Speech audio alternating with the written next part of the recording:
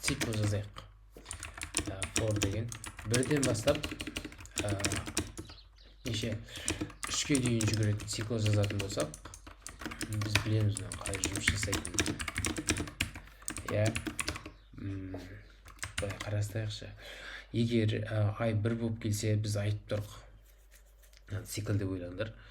Ай 1 болып келсе, біз астына алгоритм береміз бір.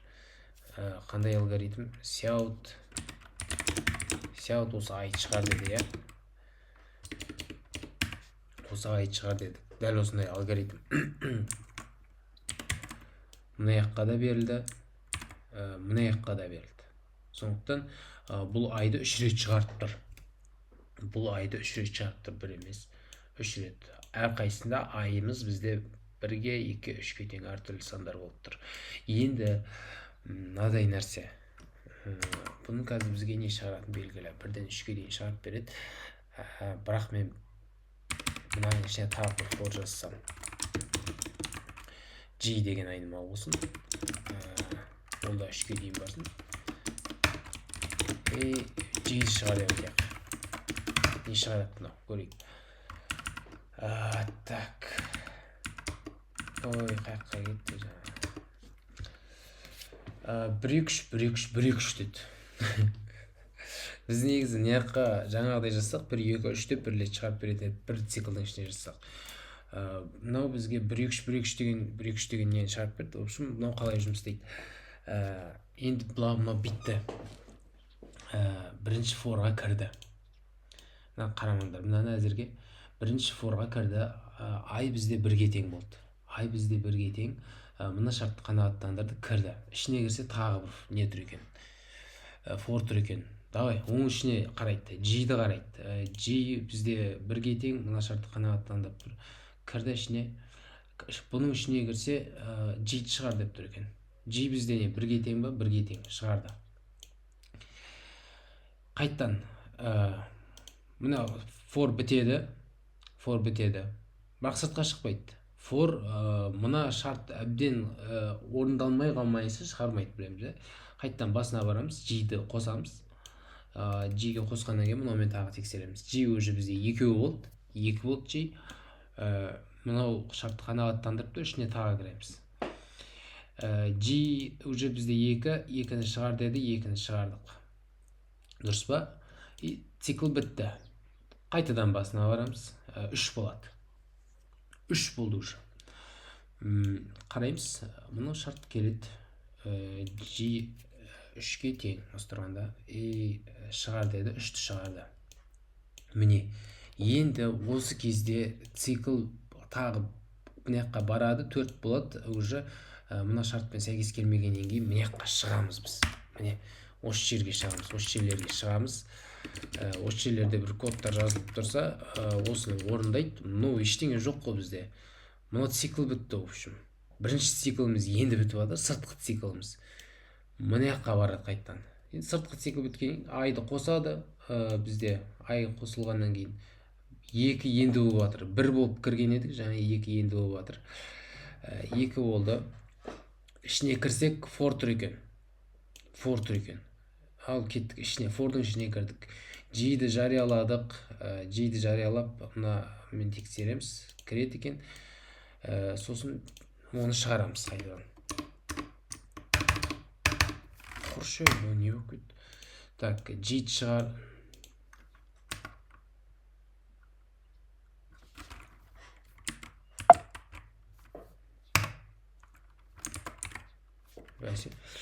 G-ді шығардық. G бізде 1 болды. Міне, G-ді шығарып жатырық. Дәл солай. Қайтадан мына цикл қайта-қайта бүйтіп айнала береді, әбден болмай қалғанша. Үшін мынандай нәрсе істеп қойып едім мен. Міне. 1 болып айға кірдік, ішіне цикл тұр екен.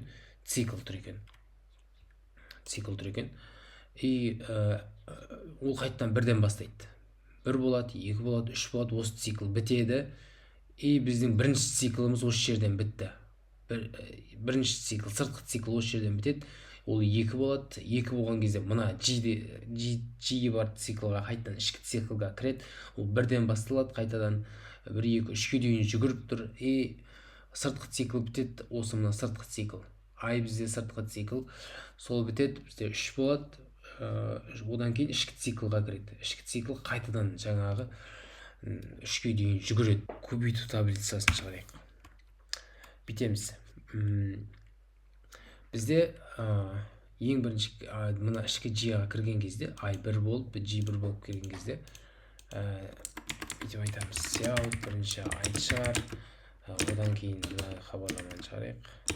Көбейту, одан кейін G, симбайын тұрмын.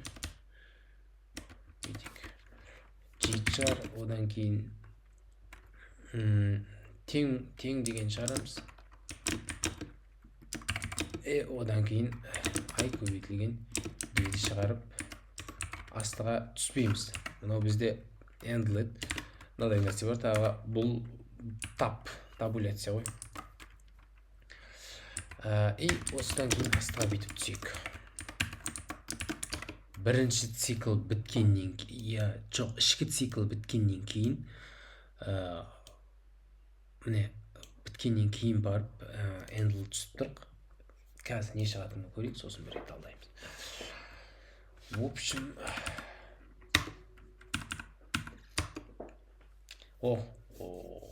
әдемі таблица болды. 1-ден 3-ке дейінгі сандардың көбейту таблицасы. Мынау қалай жұмыс істеп тұр, талда жіберейік. Бірінші, for бізде сыртқы цикл. Міне, сыртқы цикл айнымалы I болып жарияланды. 1-ге тең болды. Мына шартты қанағаттандырып тұр, кірді ішке қарай. Кірсе осындай код жазылып тұр екен ішінде. Бірінші for тұр. For'дың ішіне кіреміз. G 1-ге тең. Мына шартты қанағаттанды, кіреміз. Мынаның ішіне мынадай сөз жазылып тұр екен. Код. Шығарайық. I бізде нешеге тең? I 1-ге тең болды. I 1-ге тең. 1-ді шығардық. Мына хабарламаны қосып, міне, G шығардық. G 1 болып кірді, G шығардық. Одан кейін мына тең, мына бір жерді шығардық. Одан кейін екеуінің көбейтіндісін шығардық. Бір көбейтілген 1 деген. Бітті.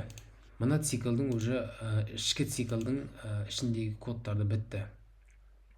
Бұл сыртқа жібермейді, маяққа бара алмаймыз. Қайтадан табуляцияны да жіберді. Одан кейін соңында көріп тұрсыңдар ма? Табуляцияның соңына былай жіберді. Мына бір жерде үлкен табуляция тұр ғой. Міне, сол кетті. Маяққа бара алмаймыз. Мынау біткеннен кейін қайтадан маяққа барамыз бірінші. Мынау G2 болды. G2 болды, бір қосты. Ол 3-тен кіші немесе тең деген шартты қанағаттандырады. Кеттік, ішіне кірдік. Қайттан кірсек, I шығар деп тұр. I әлі бізде 1. I әлі жаңа 1 болып кірдік, әлі 1 болып тұр. Міне. I әлі бізде 1. I-ды шығардық. Мына хабарлама. Содан кейін G-ді шығардық. G бізде жаңа уже 2 болып алды. 2-ні шығардық. Екеуінің көбейтіндісін шығарамыз. Екеуінің көбейтіндісі бізде 2 болады. Содан кейін табуляция тұр. Табуляция кетеді. Сосын мұны бітті. Қайтып айналып маяққа барамыз. 3 болды уже. Мұны да шартпен тексереміз. Қанағаттандырып тұр. Ішіне кірдік. I-ды шығардық. I әлі 1. Әлі мұна жаңа 1 болып кірдік қой. Әлі 1. Сол біз ол маяққа барған жоқпыз. Әлі қосқан жоқпыз. 1 болып тұр. I-ды шығардық. I әлі бізде 1. Міне тұр 1. Үшінші рет айналып кеп тұр. G3 болды уже бізде. 3-ті шығардық, екеуінің көбейтіндісін шығардық, табуляция кетті маяққа тағы бір. Все, енді маяққа барамыз, қайттан бітеді, қайттан барамыз маяққа, G-ға тағы 1-ді қосамыз, 3-тен кіші немесе тең деген шарт қанағаттандырмайды, болды, енді жіберді. Мынаны біз біттік. Жаңа фордың ішіне кірдік қой, мына сыртқы фордың ішіне кірбедік, ішкі фор тұр екен, ішкі форды әбден бітірдік. Енді ішкі фордан кейін мынаны шығарамыз. Мынаны еді астыға түс дейді. Енді астыға түстік. Міне, біз осы жерде тұр осы тұрғанда. Біз осы жерде тұрық, астыға түстік. Міне, енді осыдан кейін мәсіған сыртқы код, сыртқы не бітті? Цикл бітті. Қайттан сыртқы цикл бітсе, сыртқы циклдан маяққа жібермейді. сыртқы цикл мына жақта тағы бірдеңе жазылып тұрса бұл жаққа жібермейді, әбден мына шарт орындалмай қалмайынша мына жаққа барамыз. Қайтадан сыртқы цикл бізде уже 2 болды. 2 болды, ішіне кірсек жаңағы код қойды қайтадан. G тұр, G1 деп тұр. G-дің ішіне кірсек осындай. G1-ден қайтадан басталып тұр. Енді айды шығарамыз. Ай бізде 2, міне 2, уже 2 болып тұр. Мынау сосын G. G бізде 1. Енді кіріп жатыр қой G-ға. Міне қайтадан айналып келіп жаңа екінші рет кіріп жатыр. G енді басталып жатыр. G бізде 1. Міне 1 тұр. Екеуінің көбейтіндісін шығардық, и таблица кетті. Дәл солай айнала береді. В общем, түсінікті деп ойлаймын. Осы екі цикл арқылы формула жасауға болады. Бүйтейік. 6 квадрат шығарайық консольға. Андай решеткалардан тұрады. Оны қалай шығарамыз? Бүйтейік. Жаңағы біздің мына ішкі цикл айтсын 6 рет өйстіп ішкі цикл арқылы решетканы консольға жазайық. Кеттік. 6 рет жаңағы for G мен 1-ден бастап 6 рет консольға шығарайық решетканы. Долларды емес. Решетканы өйстіп 6 рет шығарып алайық. Неге? Консольға. Осылай. Енді сыртқы цикл айтсын. Мынаны 6 рет астына қойсақ қазір, осының өзін 6 рет қайталасақ. Дәл осылай. 3, 4, 5 квадрат болмай қалды енді. Ну, бірақ осылай 6 рет қайталайық. 4 плюс жатса да. Сыртқы мынаны 6 рет қайталап тұрған циклдың сыртына жазайық. Осының өзін 6 рет қайтала деп. Кеттік. Мынаның сыртына жазамыз. For int I болсын. 1-ден I 6-ға дейін I плюс дейік. Мына ішіне кіргізіп жіберейік та.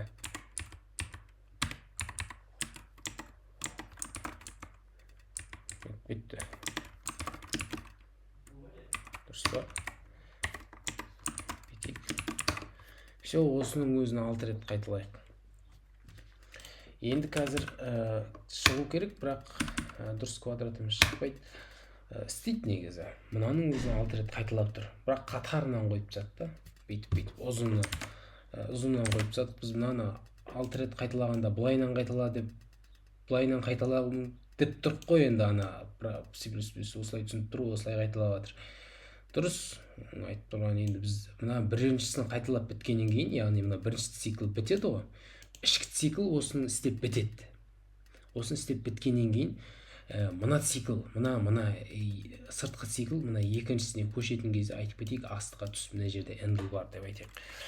Мына бір жерде handle бар. Мына жерде жаңағы handle бар деген сияқты. Ой, кетші, айтайық соң осыны қайта салайық. Мынаны ішкі цикл, мынаны 6 рет істеп біткеннен кейін сыртына жазамыз. Мына бір жерде handle бар. Астыға түсесің деп ше.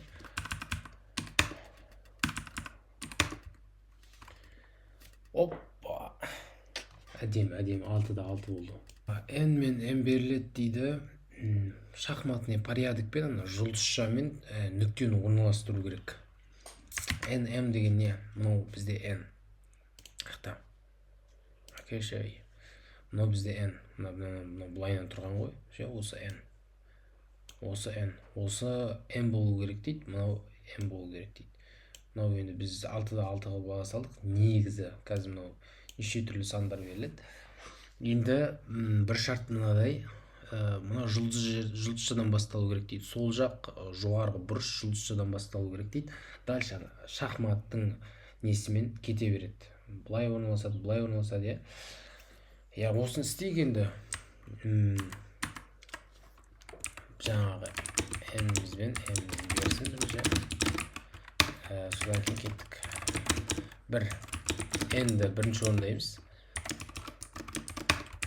Одан кейін ішіне жаңағы 0-ден бастап m'ға дейін 0-ден бастай салдық. Негізі мияқта 1-ден бастап тұр. Бәрібір 1-ден бастап бәрібір. Енді бұлай бүйтіп та бірінші жай жұлдызшаларды салып ала салайық.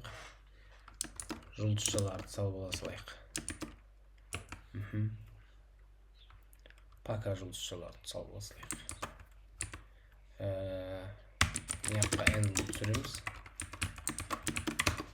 Көрейікші не болды өзі.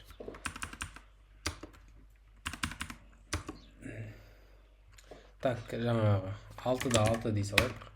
Вот әдемі. 6-да 6 болды. Но бірақ мына бір жер бізде жұлдызша болады, қалғанның бәрі нүкте болып кетуі керек қой. Енді оны қалай істейміз? Нүкте, қай жерге нүкте, қай жерге не қоямыз? Жұлдызша қоямыз. Енді маған қараңдар. Мен айттым ше, осының алдында бар ғой. Жұлдызша тұрған жерді қарайтын болсаңдар, Битик.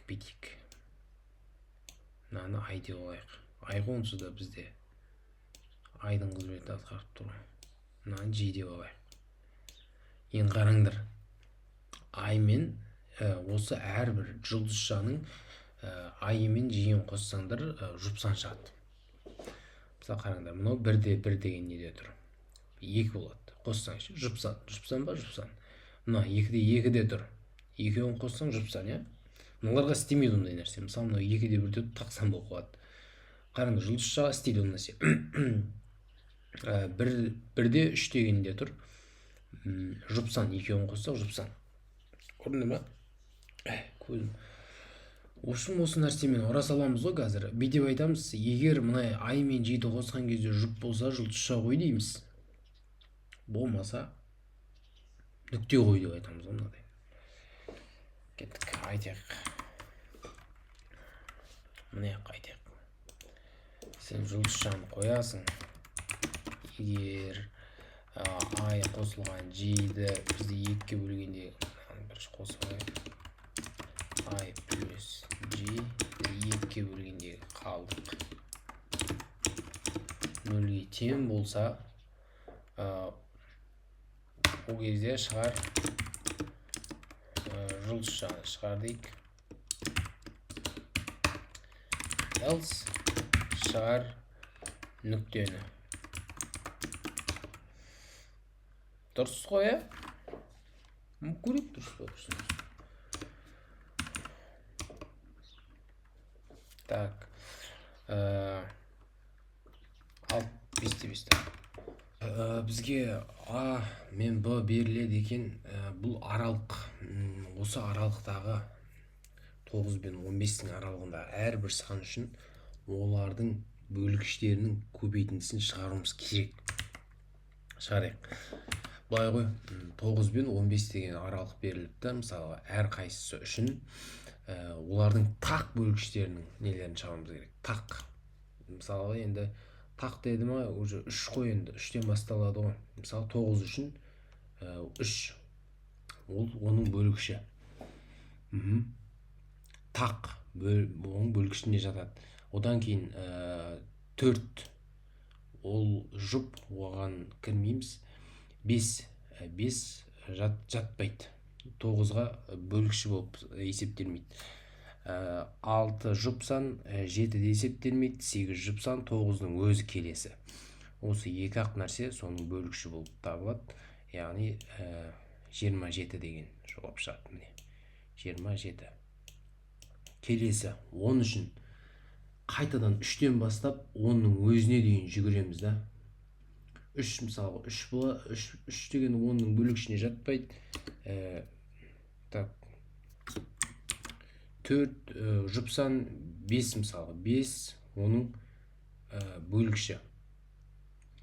6 жұпсан 7 оның несі емес. 9 ол немес, жалпы общий 5 деген жауап шығару керек. Астына энтермен ұра беру керек, көріпсіңдер ғой. 27 5 деп әрқайсысы үшін шығарған. Егер бөлгіші болмаса 1 деп шығару керек екен. Жарайды, кеттік. Бірінші жаңағымызды енгізейік. Int a b. Так, жүгірейік бірінші. Адам бастаймыз. B-ға дейін.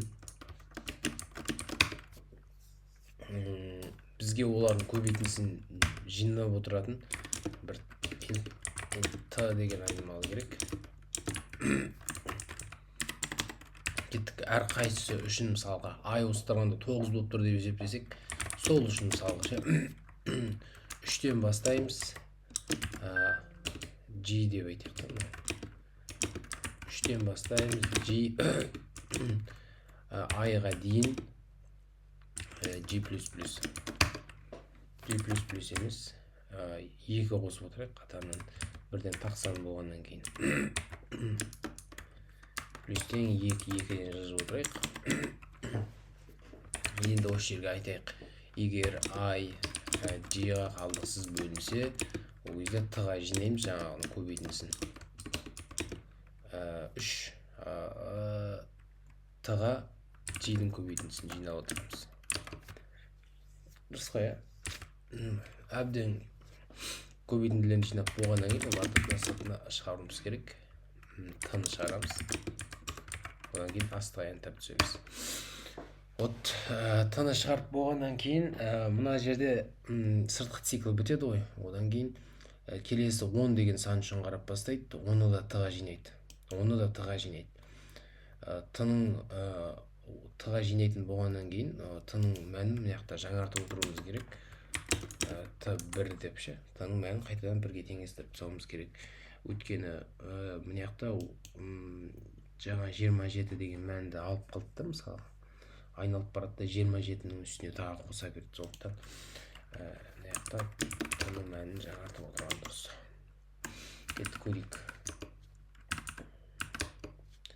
Так, жаңа қандай 9 бен 15-тің арасы деді. Дұрыс шықты ойме. Дәл өзі. Мына есепті қалай шығарамыз? Қарындаш А теңге тұрады, ручка Б теңге тұрады, сызғыш С теңге тұрады екен. Енді айтады, общий X теңгеге К затты алудың неше тәсілі бар, соның бәрін шығаруымыз керек. Мысалы, мына жерде 3 зат алыпты, бір қарындаш 2 сызғыш алған, 3 зат алған. Яғни бізде К-сы 3 қой, 3 зат алып тұр, дұрыс 40 теңгеге алу керек еді. Мынадан 2 штук алған 30 теңгеге, 15-15-тен 30 теңгеге, ар жағындағы 10 теңгесіне ручка ала салыпты. Болды, бар болғаны осындай болып тұр екен. Егер тағы нелері болса, нұсқалар болса, бүйтіп астына ұра беру керек екен. Шығарайық, қалай шығарамыз оны? Бірінші жаңағы А-ны беріп алайық. Бұны С, X, сосын К, Б, С, X, К дейді. Не істейміз? 3 форме ұрып жіберейік та. 3 форме кәдімгідей ұрып жіберейік. Әрқайсысы 0-ден бастап К-ға дейін жүгірсін. Мынау ең сыртқы цикл болсын. Мысалға I береміз, айнымалы. G деген айнымалымен жұмыс жасайтын, сен T-мен жұмыс жасайтын 3 не болсын? Цикл болсын. Ең сыртқы цикл бізде I. Ол 0-ден бастап 3-ке дейін, К-ға дейін жүгіреді. Сен G-да сондайсың, 0-ден бастап К-ға дейін жүгіреді. С-да сондай.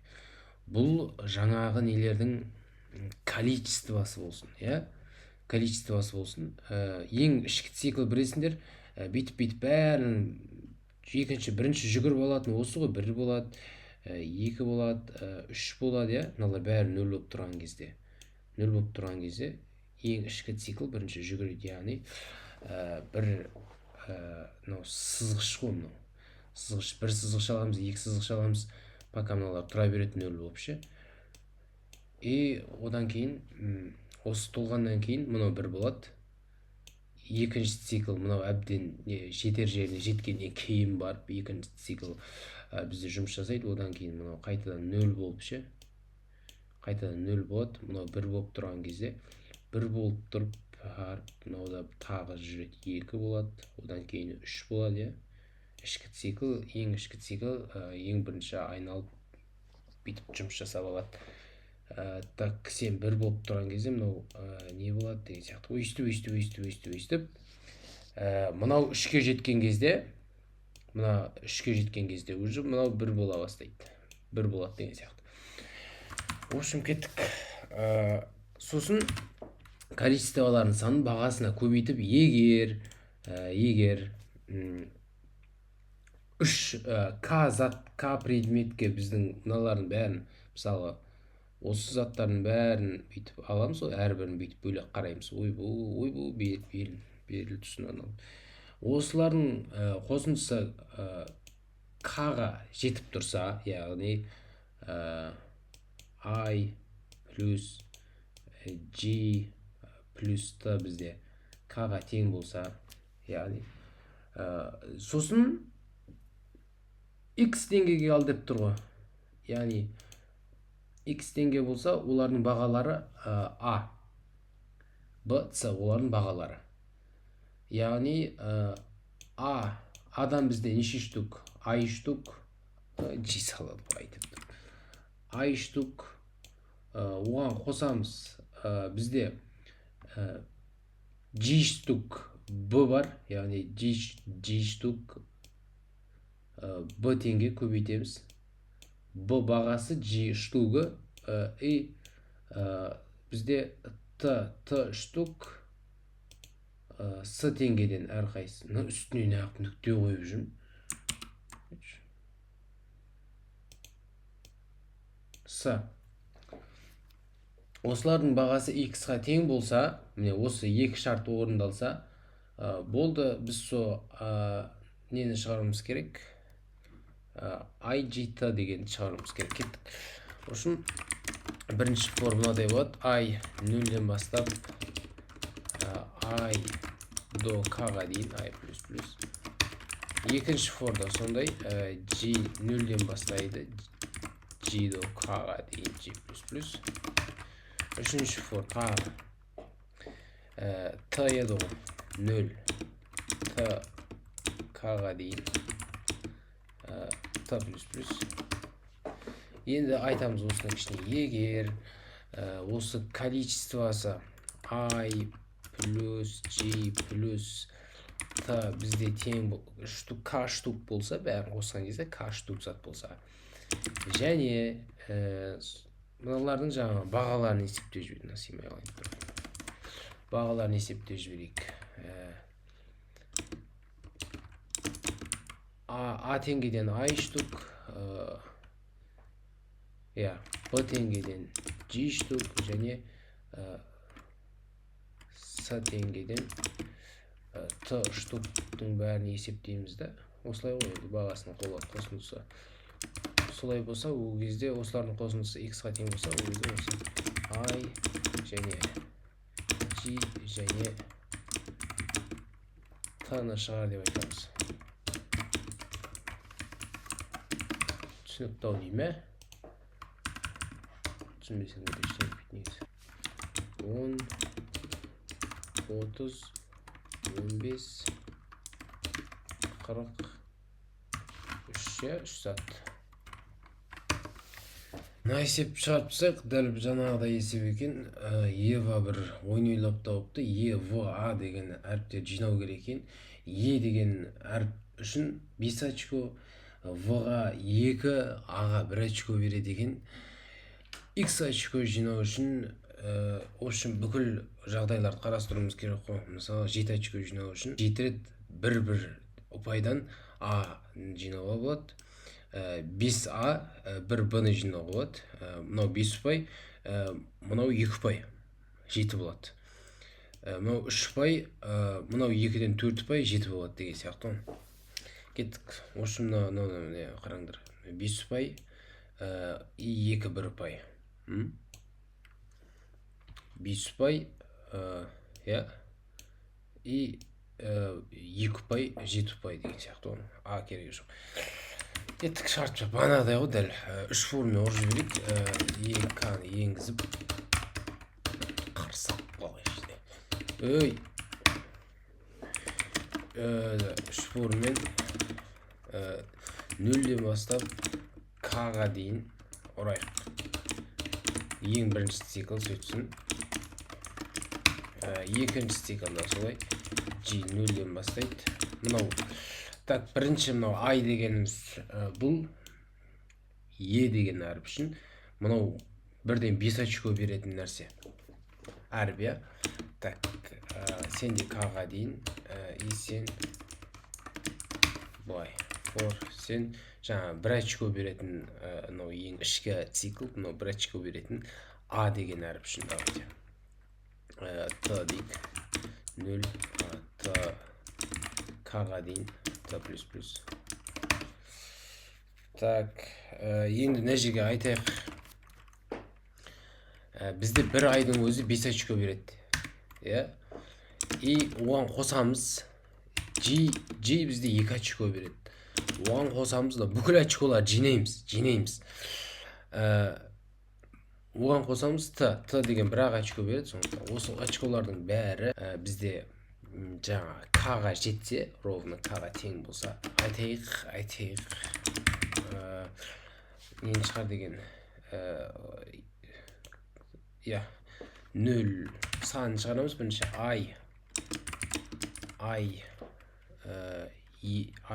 керек бізге G B и Т A керек. Адан кейін бізден бастап жүрміз. Болды, осылай жарылатын есеп.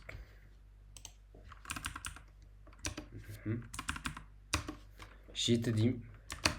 Так, дәл солай қоя, 5, вроде солай. 1, 2, 3. Дружественные числа деген бар екен. Числы. Дружественные пар. Короче, қасқа. Егер, мысалға айтыпты. Мына екі санды мысалға алыпты. 220 мен 284 дружественные дейді. Неге? Өйткені дейді. 220-ның өзінен бөлікштерін қосқан кезде, мына бәрі бөлікштері, оған қалдықсыз бөлінетін сандар, яғни. Қосқан кезде 284 шығады екен 220-дан. Міне көрдіңіз бе? Ал 284-тен де бүкіл нелерін, өзінен басқа бөлікштерін қосқан кезде 220 шығады. Көрдіңіз бе? Бір-бірінің бөлікштерін қосқан кезде бір-біріне тең сан шығып тұр. Значит, екеуі дружественные числа болып тұр. Енді бізге айтады, аралық беріледі екен. Сол аралықта неше дружественные числа бар, соны айтыңдар дейді. Бүйтіп істейік. Мынау массив жариялап алайық бір. Массив жариялап алайық. Ол массив бізде жұмысы қандай? Жұмысы мынадай, короче. Ана, мысалы, мынау индекстері ретінде қарастырамыз. Мына жазылып тұрған сандарды. Пустой массив ашамыз. Ішінде әуел баста барлығы 0-ге тең болады мәндері. Мынаның барлығы мәндері 0-ге тең болады. Мына қараңдар. Барлығының барлығы әуел баста барлығы 0-ге тең болады мәндері. Осылай. Керек жоқ қазір. Енді біз не істейміз? Бізде I деген I деген формен жүгіреміз. Бірден бастайды. I әуел баста 1-ге тең болады. 1-ге тең болады I. Енді бұл не істейді? Қара, мына индекстеріне қарайды да, мен кімнің бөлінгіші бола алам? Бірдің бөлінгіші бола алады. Бөлінгіші бола алады. Бірақ айтып тұр. Өзінен басқа деп тұр. Өзінен басқа 220-ның мысалға бөлікштерін қараймыз, өзінен басқа бөлікштерін қосады. Сондықтан біз өзіне қарамаймыз. Келесі өзінен бөлек 2-ның бөлікші бола ма? Оның бастапқы мәніне 0 болып тұрды ғой. 1-ді қосамыз, I-ды қосамыз, 1 болады. 1-дің де бөлікші болады. 1 жалпы бәрінің бөлікші болады. 1 бәрінің бөлікші болады. жазып шығайын, ерінбейін, мышкамен жазып отырмын. Ойбой, мышкамен ше ыңғайсыздау. Бір бәрінің бөлгіші бола алады. Бүйтіп бәрінің несіне бір қосып отырамыз енді. Өткізіп жібересіңдер ғой.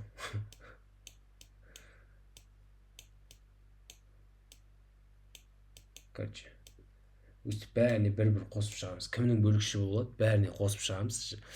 Жаңағы енді қараңдар. Ай екінші ай өстіп кете береді. Ай 2 болады. Ай 2 болады. Ай 2 болған кезде қайттан барады. Кімнің бөлгіші боламын дейді. 2-нің бөлгіші болады, бірақ 2-нің өзіне тең болғаннан кейін өзін қарастырмаймыз. Одан кейін 4-тің бөлгіші болады. Міне, 2 4-тің бөлгіші бола алады. И біз оның бастапқы мәніне айды қосамыз. Сол кезде 3 болады. Оның бастапқы мәні 1 болып тұрды ғой жаңа. Соған 2-ні қостық, 3 болды. Кімнің мәні болады тағы? 6-ның мәні болады. Оның да бастапқы мәніне 2-ні қосамыз. 8-дің мәні бөлгіші бола алады. Бастапқы мәніне қосамыз 2-ні. 10-кі бола алады. Тағы 11 қайықта. 12-нікі бола алады. 11 жоқ қой бұл жерде. Ладно, жайсаң ғой. 14-кі бола алады. 16-нікі бола алады. Бәріне өстіп қосып шығамыз. Кеттік келесі. Біреуді алып тастауға болмай ма? Келесі ай бізде 3 болады. Ай 3 болған кезде қараймыз. Кімнің бөлгіші болады? 3-кі болады, бірақ 3-тің өзіне тең болғаннан кейін оған бармаймыз. 1-ден 6-ға барады. 6-ның бастапқы мәніне 3-ті қосамыз. 6 болады. Тағы кімге? 9-ға барады. 9-ға болады. 9-ға. Та 3 12-ке бола алады. 3-ке қосамыз, 3-ті 6 болады. 15-ке болады. Бастапқы мәніне 3-ті қосамыз, 4 болады. В общем, осылай кете береді. Біз не істеп жатырық? Мынау массив. Массивтің мынау индекстері. Біз индекс сан ғой. Индексі арқылы индекс сан. Сол санның мәні, индекстің мәні. Мәніне не жазып жатырық? Оның бөлік жаңағы іші 0-ге толып тұрған R деген айнымалымыз жариялап алайық. Қаншаға дейін? 10-ның 5 дәрежесіне дейінгі сандар болады екен. 3, 4, 5. Так. Енді бізге 2 цикл керек қой, цикл ішіне цикл керек. Біз ай мынаны атқарады дедік. Енді мына индекстерге оны апарып отыратын G керек. Сен осының бөлгіші боласың, осының бөлгіші боласың, осының бөлгіші боласың деген сияқты. Ол бізде тамаққа тойып алып сөйлей алмай отқанымыз. G деген бізде индекстердің несін атқарсын. Бұның міндеті ай кімнің бөлгіші болады, соларға бүйтіп апарып отырады. Қараңдар. Так. Ай сен 1 болсаң, G алады. Мынаққа кел, сен осының бөлгіші. Сен мынаққа апармайды оны. Мынаққа апармайды, сен осымен теңсің ғой. Мынаққа кел дейді. Мынаққа кел дейді. Мынаққа кел дейді. G өстіп отырады міне. Сен осының бөлгішісің, сен осының бөлгішісің, сен осыныкісің, осыныкісің. G 2 болса, апарады, бірде мынаққа апарады. Сен осының бөлгішісің дейді. Сен осының бөлгішісің дейді. Осының бөлгішісің дейді. Өстіп апарып отырады. G-дің жұмысы сол болады, короче. Осының бөлгішісің дейді. Оны қалай істейміз? Бүйтейік. Сен есепті мынаққа қойшы. Бірінші for айымыз жүгірсін. Ай 1-ден ай до n-ға дейін жүгіреміз. Ай плюс до конца жүгіреміз. N емес. Бірінші жаңағы немізді берейік та. А мен Б аралығымызды берейік. Енді аяқтан тауып алдым дейсің ғой. Бүйтейік. Б-ға дейін жүгіреміз. N деген саналы болайық. Б-ға теңестіріп алайық. n-ға дейін жүгіріш. Екеуі бір нәрсе. Енді жүгіріп тұр. Енді мынау ай біртіндеп көбейе береді, иә? 1, 2 бәрін қамтиды. Енді бізге G керек. G-ді ішіне жазамыз. Ол нешеден бастайды? Айдан бастайды ғой енді. G-ді қалай жұмыс істейтінін көреміз. Ай n-ға дейін барасын, G-ға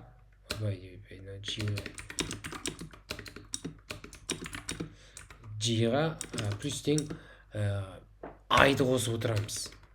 Неге? Айтамын.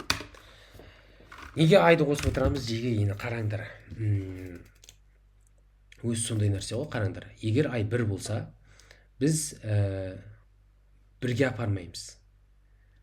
Бірден 2-ге апарамыз. Қараңдар. G нешеден басталып тұр?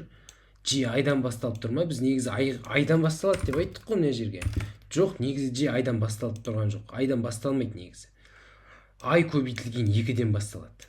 Қараңдар. Иә? 1-ге 2-ні көбейтеміз 2-ге. 2-ден басталып тұр, дұрыс па? Сондайдан басталады, көреміз. Ай көбейтілген 2-ден басталды дейік, жарайды, осылай. G-иміз ай көбейтілген 2-ден басталды. Енді оның шағы қандай болады? Қандай шақпен жылжиды? Бір шақпен жылжи ма, 2 шақпен жылжи ма? Оның шағы мынадай болады. Бірінші, ай көбейтілген 2-ден басталды ғой. Оның шағы ай болады. Яғни мына ай 1-ге тең болды ма? 1-ге айтып отырады. Сен мына бар дейді, 1 қосып отырады, өзін қосып отырады. 1 айға осылай ай болады шағы. Қараңдар. Мысалға 1 үшін, міне 1 қосып отырсақ, дәл өзінің бөлгіші бола алатын сандарына өйстіп апарып отырады. Көрдіңдер ма? Енді қызыққаннан қарайық. Егер ай 2 болса ше, ай 2 болса біз бастапқы нүктеміз 2 бола ма? Жоқ. Жаңа айттық, G-дің бастапқы нүктесі ай көбейтілген 2 дедік. Ай көбейтілген 2, 2-ге 2-ні көбейтеміз. Бірден қараңдар. Бастапқы нүктесіне әдемі түсті ма? 2 бөлгіші бола алатын санға түсті. 4-ке түсті. Енді оның шағы қандай болады? Айдың өзі болады. Айды қосып отырамыз. Мынау бастапқы нүктесі осы болса, 2-ні қосамыз, дәл өзінің несіне барады. Бөлгіші бола алатын санына барады. Тағы 2-ні қосамыз, дәл өзінің бөлгіші болатын санына барады. 2-ні қосамыз 10, 2-ні қосамыз 12-ге апарады. 2-ні қосамыз тағы 14-ге апарады. Кімнің бөлгіші бола алады мына сан? Ай кімнің бөлгіші болады? Соған апарып отырады ғой. Яғни шағы бізде ай болады деген сөз. Айдан басталмайды екен. Ай көбейтілген 2-ден басталады екен. Бастапқы нүктесі ай көбейтілген 2. Не істейміз енді? Әрмен қарай. Осы G қайыққа апарып тұр, міне. G бізде осы нүктеге апарып тұр ма? Яғни R деген массивтің индекс қой мынау, индекс, екінші индексі бастапқыда қандай болды несі? Соған мына айды қосамыз. Яғни плюс тең ай дейміз. Айды қосамыз. 2 дейміз, нәжеге негізі G ғой, G. Тек R-дың G-нші негізіне плюс тең ай. Міне, осы 2 бір-бірінің ішінде тұрған цикл не істеді? Бұл массив жасады. Біз массив жасадық. Мына R деген массив индекстері бойынша. Мысалға, әрбір индексі бөлгіштерінің қосын. Енді мына нәрсе n-ға дейін артық жүгіріп керегі жоқ. Неге? Өйткені қараңдар. Енді белгілі ғой. Мысалға, кез келген санды алайық. Кез келген мысалы 10 деген санды алсақ, біз оның жартысына дейін жүгірсек болады. Өйткені кез келген санның бөлгіші оның жартысынан көп болмайды ғой, дұрыс па? Мысалы, мынаны санайықшы, мынан кәді несі аз? 12-ні алайықшы. Мысалы, 12-нікі не бола алады? 1 бола алады, 2 бола алады, 3 бола алады, максимально 6-ға дейін барады оның бөлгіші. Жартысына тең, ровно жартысына тең. Уже арман қарай жартысынан көп бола алмайды. Кез келген сан үшін сондай. Максималны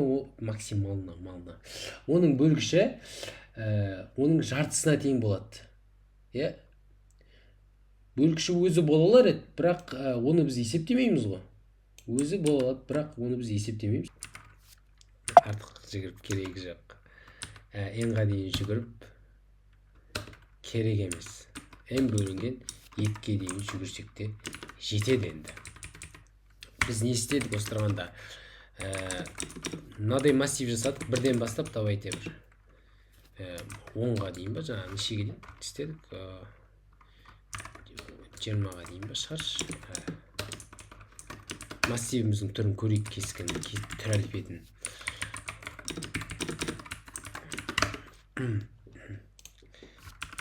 Так. В общем, мынау біз ойлаған массив. Енді іздейік, жаңағы аралықта неше дружественный числа бар екенін есептейік. Оны санап отыратын бізге бір айнымалы керек. Анстейік жауабы. Енді жаңағы аралықта жүгірейік. Бізде x адам бастап b-ға дейін жүгіреді. Қараңдар, біз қазір қарастырайын деп тұрған нәрсе x пен y бір-біріне нема? Дружественный числа ма, соны қарастырамыз. Y дегеніміз не? Y дегеніміз осы x деген санның бөлгіштерінің барлығының қосындысы. Яғни r-дің rx қой енді. Кеттік. Келесі біз айтамыз, бір условие айтамыз. Y бізде үлкен болу керек x-тан. Неге бұл условияны айтып тұрмын? Қараңдар, қазір біз массивті бүйтіп қарап атқан кезде мынадай жағдай кездесіп қалуы мүмкін. Хотя біреу үлкен болу керек, екі санның біреу үлкен болу керек. Y бізде үлкен болу керек. Мысалы 284 220-дан үлкен болады да, осы бір пар ретінде қабылдайды. Екеуі бір пар ретінде қабылдайды. Оны жазбасақ, мынадай жағдай кездеседі. Қазір 284 пен 220 бір-біріне дружественный екен дейді да. Біреу дейді 220 мен 284-ті де қара жібереді. Екеуінің орнына ауыстырады да, тағы біреуін таптым дейді да. Дұрыс қой енді оны айтып тұрғанда, жаңағы біреу бір-біріне үлкен болмаса деген әңгіме айтпасақ, оны мынанда алып ала салады. 220 мен 284 пен реттілігі бізге маңызды емес. Сондықтан біреуі үлкен болу керек. Y бізде үлкен болу керек, x-тан деген әңгімені міндетті түрде айтамыз. Және y-іміз жаңағы аралықта болу керек, b-дан асып кетпеу керек. Енді біз біліп тұрып мына жерде y-іміз x-тің несі екенін біліп тұрып, x-тің x деген санымыздың бөлгіштерінің қосындысы екенін біліп тұрмыз. Ал егер r бізде y мына x деген ненің бөлгіші ма, соны қарастырамыз. Бөлгіштерінің қосындысы ма, соны қарастырамыз. Егер сондай болса, анс плюс болады. Болды енді. Шығарайық енді анс дегенді.